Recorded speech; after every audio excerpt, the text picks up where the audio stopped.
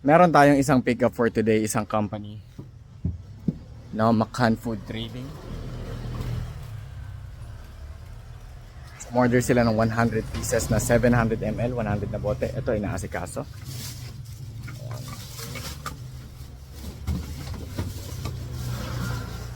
So, for pickup. So, negosyo to, kumpanya ito na nagdi-distribute sa mga different business establishments.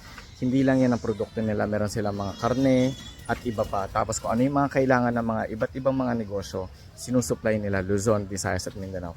Isa sa mga produkto nila ay raw honey, itong pure honey natin, no? So, after, rerekta na rin sila. E diretso na rin kagad nila yan sa mga kumpanya na sinusupplyan nila, mga distributors din. So, distributor natin sila, tapos may mga distributor pa sila.